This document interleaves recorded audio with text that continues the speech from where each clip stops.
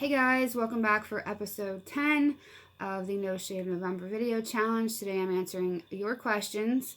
And this question comes from Kathy Hewitt. You can find her at Abundant Healings across social media. Her question is, what was the first turning point for you in your recovery?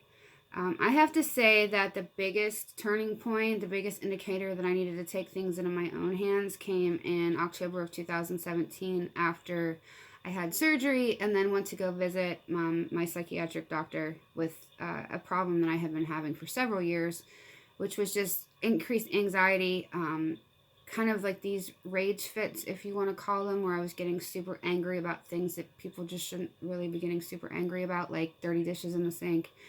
And after talking to him, I found out that the medication I had been on pretty much the longest, about 14 or 15 years, was probably the cause of that issue. And after talking to him about it numerous times, finding out that the medication he had prescribed me early on, honestly, I kind of lost my trust in him. I went home, and I don't recommend anybody doing this, but I quit taking most of my psych meds, which amounted to about 10 or 12 at the time, cold turkey. Now, there were ones that I knew you could not stop cold turkey, so I tapered off, weaned myself off of those ones one at a time. Again, I'm not recommending anybody do this without some kind of medical supervision. A lot of these medications are super heavy duty and require very close supervision by a doctor to stop taking.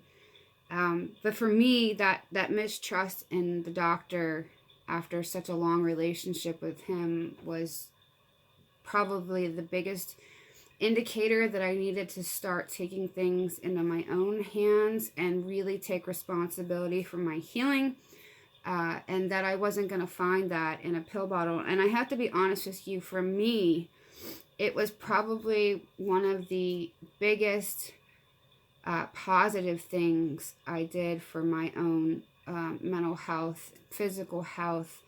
It was just a detox, because I had been taking so many different legal drugs for so long, so many prescriptions, spanning 20 plus years back. I didn't know really what it was like to be an adult without taking those. I didn't really know who I was without some, mentally, something that was basically controlling or altering my mental state at all times, whether that's something to wake me up or something to calm me down or something to help with my depression or my anxiety, or the list of diagnoses that I have/had. And again, like I said, I'm not recommending anybody do this. I don't want anybody to stop taking their medications because I did it. It could have not worked out so well. There could have been complications. All kinds of things could have come up. I was very fortunate that they didn't. So yeah, that led into a lot of the other things that I started doing so far as getting myself in a better mindset, meeting some of these people that are industry leaders in mindset and personal development. But that definitely has to be the first turning point for me, was realizing that no one else was going to heal me. I had to kind of do that myself. Now, again, this was 2017, so it's been 2 years since then, and I'm still learning a lot every day.